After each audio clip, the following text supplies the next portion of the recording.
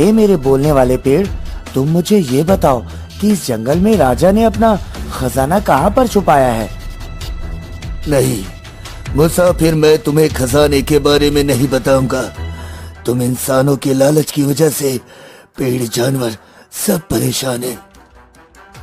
अच्छा, मतलब तुम नहीं बताओगे? इस कुल्हाड़ी को जानते हो ना, 3 बार वार करूंगा तुम्हें, नीचे आते समय नहीं लगेगा। अगर जमीन पर खड़े रहना है तो वो गुप्त खजाना मुझे बता दो। अरे अरे रुक जाओ, मैं तुम्हें राजा के खजाने के बारे में बताता हूँ। गौर से सुनो। यहाँ से कुछ दूरी पर तुम्हें एक कुटिया दिखाई देगी। उस कुटिया के पास जाकर जोर से ये मंत्र तुम 3 बार पढ़ना। भैरवगढ़ राज्य में एक चतुर किसान पंकज लाल रहता था। अकल का खजाना था उसके पास, पर उसका इस्तेमाल हमेशा अपना उल्लू सीधा करने में ही करता था।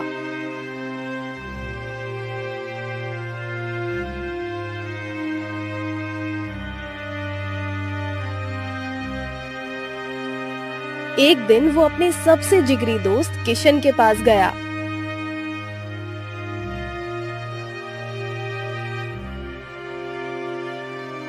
अरे पंकज, तू यहाँ इस समय, वो भी इस हालत में? क्या हुआ? सब ठीक तो है ना? अब तुझे क्या बताओ मेरे भाई, तू तो जानता ही है ना, घर की हालत खराब है। अपने सेठ से मैं पूरे 2 महीने की मजदूरी लेकर काम से घर जा रहा था, पर रास्ते में कुछ लुटेरों ने मुझे लूट लिया।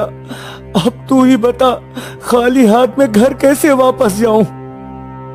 अरे ये तो तेरे साथ बहुत गलत हो गया। तेरे तो कपड़े भी फटे हुए हैं। हाँ, ये हालत मेरी उन लुटेरों ने कर दी। पर एक बात बता, तेरे पास तो जमीन है ना, तो तू मजदूरी क्यों करता है? और 2 महीनों की तनख्वाह एक साथ क्यों ली तूने? अब तुझे क्या बताऊं मेरे दोस्त, जमीन पर फसल उगाने को मेरे पास पैसे नहीं थे, इसलिए मैंने मजदूरी की। और पैसा 2 महीनों का एक साथ इसलिए लिया था ताकि बीवी बच्चों के खर्चों और जमीन पर फसल उगा पाऊं। पर सब कुछ गुड़ गोबर हो गया। अब मैं घर कैसे जाऊंगा? तेरी भाभी ज्योति को कैसे मुंह दिखाऊंगा? इतना बोल पंकज ने रोना शुरू कर दिया, जिसे देख किशन भी उदास हो गया। अच्छा, तू परेशान मत हो मेरे दोस्त। एक काम कर, मुझसे उधार ले ले तू। जब तेरे पास होंगे तू वापस कर देना। ये सुन खुशी से पंकज की आंखें चमक उठी। अरे वाह, ये हुई ना बात। फंस गया ये मेरे झूठ मूठ के जाल में। मेरे भोले भाले दोस्त किशन, अब तुझे तेरा पैसा कभी नहीं मिलेगा। हाँ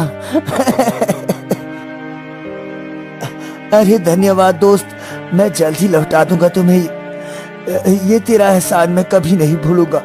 तू बस जल्दी से पैसे दे दे, तेरी भाभी मेरा इंतजार कर रही होगी। हाँ हाँ, बस अभी लाया, रुको जरा।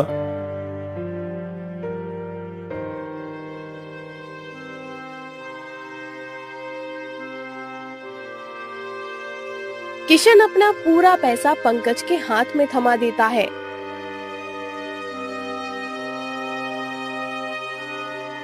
और पंकज खुशी खुशी जैसे ही घर में आया तो उसकी पत्नी चिल्ला उठी, हे भगवान, इतने सारे पैसे कहाँ से आए आपके पास? फिर से किसी को बेवकूफ बनाकर आए हैं ना आप?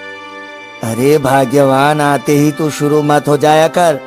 पति बाहर से थका हारा आया है और तू खाना पानी पूछने के सिवा मुझसे सवाल कर रही है। बहुत भूख लगी है, चल खाना लगा। थके हारे और आप तो बस रहने ही दीजिए जी। बस मुझे सच सच बताओ, किसको ठक्कर आए हो? और आपके कपड़े क्यों फटे हुए हैं? लगता है तू नहीं मानेगी। ठीक है, बताता हूँ सब। अरे वो मेरा मूर्ख दोस्त है ना, 2 आंसू बहाए उसके सामने, एक झूठी कहानी सुनाई, बस पिघल गया बेचारा दिल। और उसने दे दिया मुझे अपना सारा धन। अब खुश? अब तो खाना लगा दे। भगवान का जरा भी खौफ नहीं है ना आपको? किसी का सारा धन लूटकर कोई इतना खुश कैसे हो सकता है? किशन भाई साहब आपके इतने अच्छे दोस्त हैं, आप उनके साथ गद्दारी कैसे कर सकते हो? जाओ और उनका सारा धन वापस करके आओ। देख भाग्यवान, तू मेरा ज्यादा दिमाग खराब करेगी तो भूल जाऊंगा कि तू मेरी पत्नी है। चल जा अब यहाँ से, बाहर कुछ खा लूंगा। इतना बोल पंकज घर से निकल जाता है और ज्योति की आंखों से आंसू बहने लगते हैं। हे भगवान, इनको थोड़ी सद्बुद्धि दो।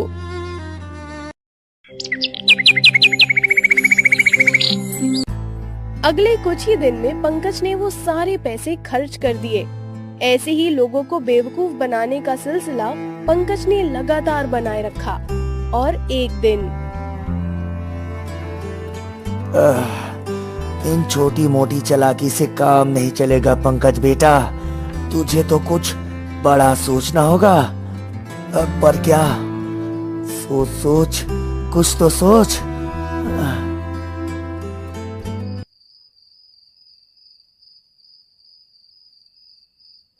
रात भर सोचने के बाद अचानक ही पंकज खुशी से उछल पड़ा। मिल गई तरकीब, अब आएगा मजा। क्या हुआ जी, कोई बुरा सपना देख लिया क्या? अरे भाग्यवान, बुरा नहीं, अच्छा होने वाला है। अपनी जिंदगी बदलने वाली है। तू सो जा, सो जा। हे भगवान, अब पता नहीं इनके दिमाग में क्या खुरापात चल रही है।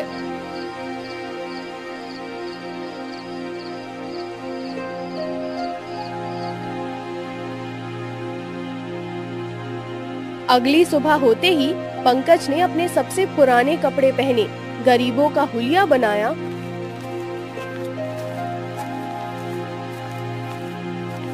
और सीधा राजमहल में राजा के महल में पहुंच गया।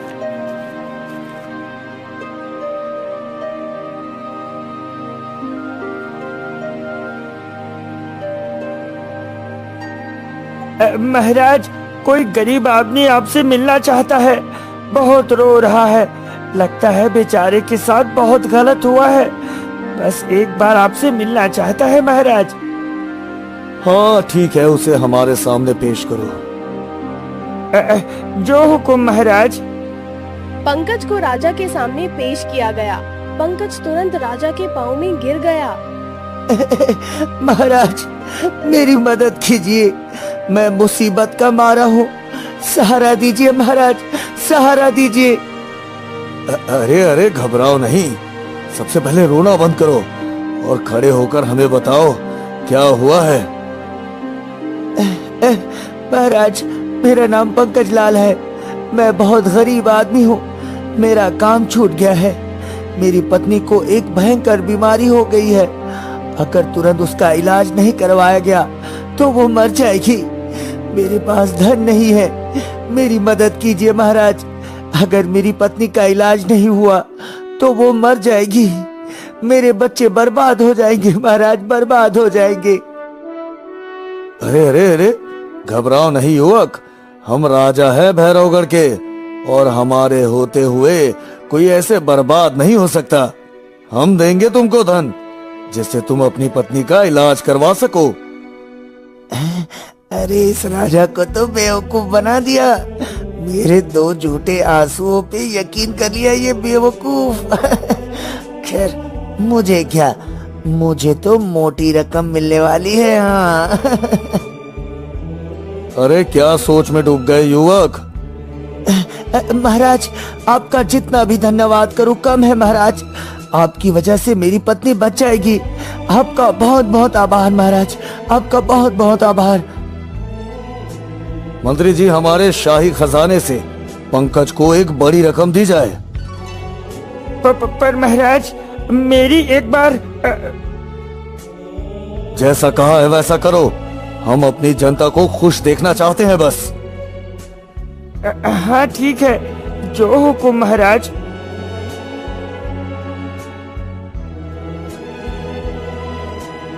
पंकज को एक मोटी रकम मिल गई, जिसे लेकर वो खुशी खुशी वहाँ से चलता बना।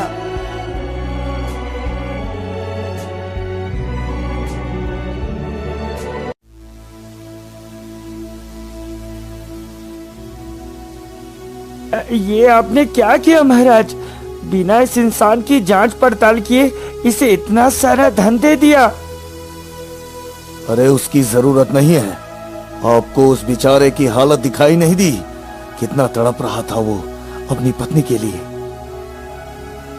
पर महाराज, कोई नाटक भी तो कर सकता है। पैसे की चाह में इंसान कुछ भी कर सकता है। एक बार पता तो लगाना ही चाहिए था ना। अरे तुम कहना क्या चाहते हो? हम राजा ऐसे ही बन गए? हमें लोगों की परख नहीं है क्या? अब तुम हमारे फैसलों पर सवाल उठाओगे? मत भूलिए मंत्री जी, भैरवगढ़ के राजा हम हैं। ये राज्य हमारे दम पर चलता है। माफ कीजिए महाराज, हमारा वो मतलब नहीं था। हम आपसे हाथ जोड़कर क्षमा मांगते हैं महाराज, हमें माफ कीजिए। अच्छा ठीक है, जाइए, माफ किया आपको।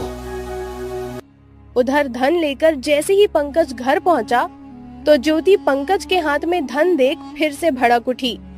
फिर से कोई काला कारनामा करके आए हैं ना आप? सच सच बताइए जी, कहाँ से लाए हैं ये धन और किस मासूम को लूटा है इस बार आपने?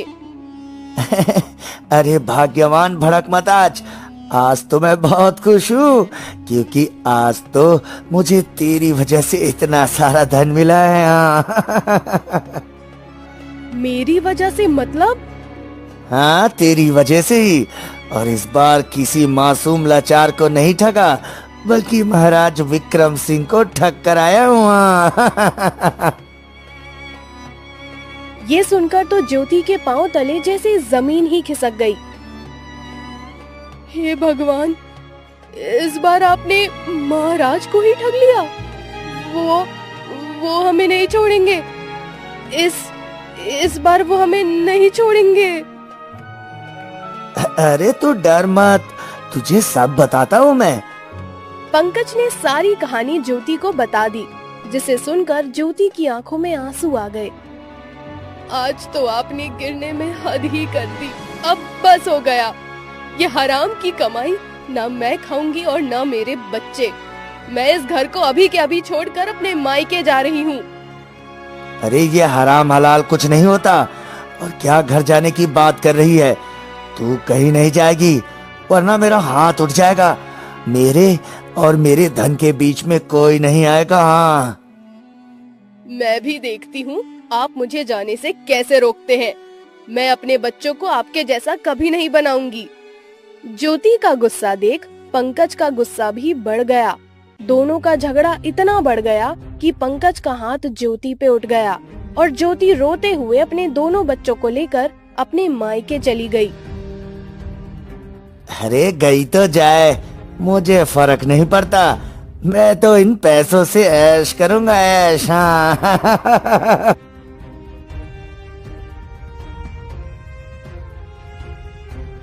कुछ दिन ऐसे ही बीत गए और सारा धन खत्म हो गया।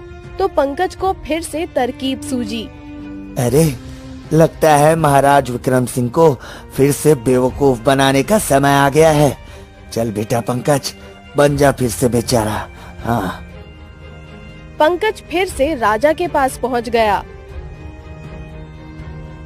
अरे तुम तो वही युवक हो ना?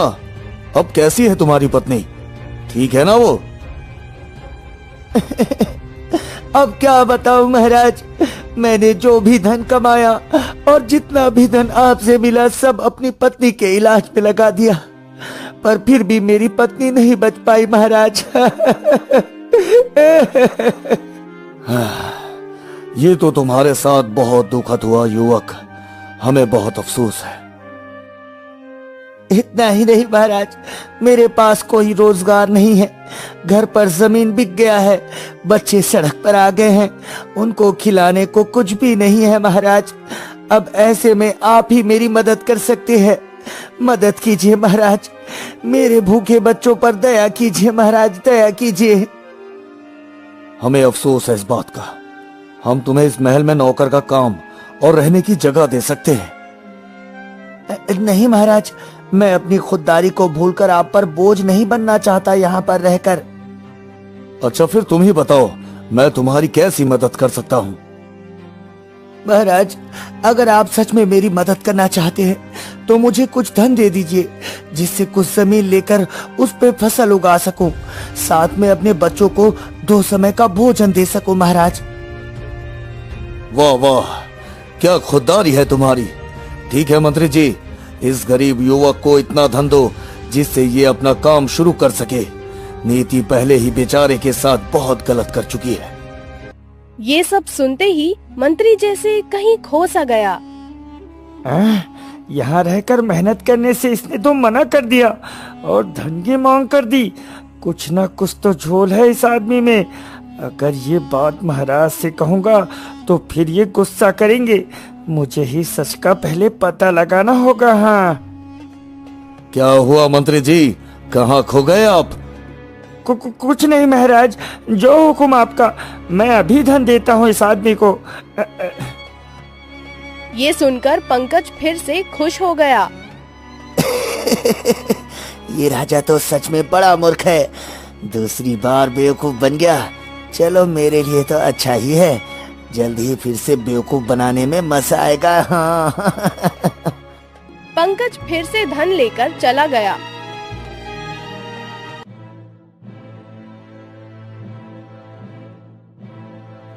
अरे क्या हुआ मंत्री जी, आप कुछ उलझे उलझे लग रहे हैं। सब ठीक तो है ना? हाँ, मैं ठीक हूँ महाराज, मुझे क्या होगा? पिछली बार जब हमने इस गरीब युवक की मदद की थी तब तुमको ऐतराज हुआ था। इस बार तुमने आसानी से धन दे दिया, ऐसा क्यों?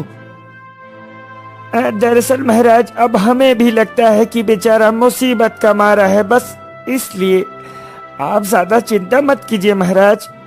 तो इतना बोल मंत्री वहाँ से निकल गया। हमें सच में ऐसा लगता है कि यह आदमी झूठा है। महाराज हमारी बात पर यकीन नहीं करेंगे, इसलिए हमें पहले सच का पता लगाना होगा। हाँ,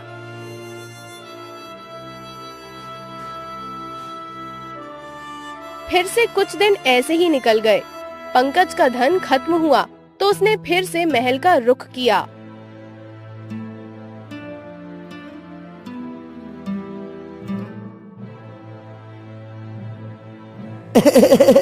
महाराज, सब बर्बाद हो गया, मेरी मदद कीजिए महाराज, मेरी मदद कीजिए। फिर से क्या हुआ युवक, तुम बहुत दुखी लग रहे हो। महाराज, आपने जो धन दिया था उसका मैंने जमीन खरीदा था, ये सोचकर कि दिन रात मेहनत करके फसल उगाऊंगा और मेहनत करके अपने बच्चों को खाना खिलाऊंगा, पर सब बर्बाद हो गया, सब बर्बाद हो गया। अरे ऐसा भी क्या हो गया युवक, हमें बताओ तो सही, हम तुम्हारी मदद अवश्य करेंगे। महाराज, मैंने वैसा ही किया। मैंने दिन रात एक करके जमीन पर फसल उगाई, पर अब जाकर देखा तो सारी फसल बर्बाद हो गई है। सब खत्म हो गया, सब खत्म हो गया महाराज। हे भगवान, इस इंसान के साथ इतना गलत क्यों होता है। मुझे फिर से इसकी मदद करनी होगी। अच्छा, तुम चिंता मत करो और बताओ क्या चाहते हो। मुझे कुछ और धन दे दीजिए महाराज। इस बार मैं अपना व्यापार शुरू करना चाहता हूँ। बच्चों के लिए कुछ करना तो पड़ेगा ही ना। मैं आपसे वादा करता हूँ, इस बार बहुत मेहनत करूंगा महाराज, बहुत मेहनत करूंगा। अच्छा ठीक है मंत्री जी, इस युवक को और धन दीजिए। जो हुक्म महाराज, पर उससे पहले मैं आपको किसी से मिलवाना चाहता हूँ।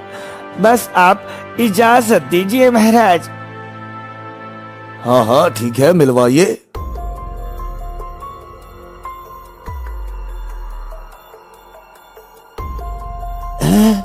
अरे ये तो ज्योति मेरी पत्नी है, ये क्या कर रही है यहाँ? इसके बारे में तो महाराज को मैंने बोला था कि ये मर गई है। अब मुझे महाराज से कोई नहीं बचा सकता। भगवान, मैं क्या करूं? मुझे कुछ तो सोचना होगा। हाँ, एक तरकीब है। मंत्री जी, ये कौन है?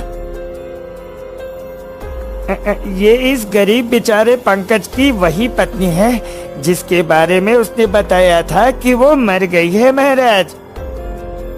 क्या? हम कुछ समझे नहीं। मैं सब बताता हूँ महाराज। पहले दिन से ही ये पंकज आपको झूठ बोलकर ठगता आया है। मुझे इस पर शक था, पर आपने मुझ पर यकीन नहीं किया। पर मैंने सच का पता लगाने के लिए इसका पीछा किया तो पता चला कि ये एक नंबर का झूठा इंसान है। इसकी पत्नी मरी नहीं बल्कि घर छोड़कर चली गई थी महाराज। हाँ महाराज, मंत्री जी एकदम सच कह रहे हैं। मेरे पति पंकज सबके साथ ऐसा ही करते हैं। इसलिए मैं एक दिन गुस्से में घर छोड़कर चली गई, क्योंकि मैं इनके गुनाह में इनका और साथ नहीं दे सकती थी। ये सब सुनकर तो पंकज के तोते ही उड़ गए। नहीं नहीं महाराज, मैं झूठ नहीं बोल रहा। ये औरत मेरी पत्नी नहीं है। मैं इसको जानता तक नहीं। ये झूठ बोल रही है महाराज, ये झूठ बोल रही है। मुझे नहीं जानते, पर क्या अपने इन बच्चों को पहचानने से भी इनकार करेंगे आप? धन के लिए और कितना नीचे गिरेंगे आप जी। ये सुनकर पंकज की आंखें शर्म से पहली बार झुक गईं। हम दिल के अच्छे इंसान हैं, लोगों के दर्द को अपना दर्द समझते हैं। तुमने उसी का फायदा उठाया, हमारा विश्वास तोड़ा। अगर सच में कोई मुसीबत में हमसे मदद मांगने आएगा तो शायद हम उस पर भरोसा ना कर पाए। ये तुमने बहुत गलत किया। अब तुम्हें इसकी सजा अवश्य मिलेगी। मंत्री जी, सैनिकों से कहकर पंकज को आजीवन कारावास में डलवा दीजिए। ये सुनकर तो पंकज की आंखों से आंसू बहने लगे। वो राजा के पैरों में गिर गया। मुझे माफ कर दीजिए महाराज, दौलत के मोह में अंधा हो गया था मैं। बस एक मौका दे दीजिए महाराज। सैनिकों, इसे कारावास में डालो तुरंत। ज्योति, तुम तो मेरी पत्नी हो ना, तुम तो मुझे बचा लो, मेरी मदद करो। मैं तुमसे वादा करता हूँ दोबारा ऐसा कुछ नहीं करूँगा, कुछ नहीं करूँगा। ये आपके कर्मों का ही फल है जी, जो आपको भुगतना है। काश आपको ये बात समय रहते समझ आ जाती। सैनिकों ने पंकज को कारावास में डाल दिया। राजा ने ज्योति को महल में ही काम और रहने की जगह दे दी थी, और पंकज को भी कारावास में ये बात अच्छे से समझ आ गई थी कि चालाकी या झूठ से घर टूटते हैं, बसते नहीं।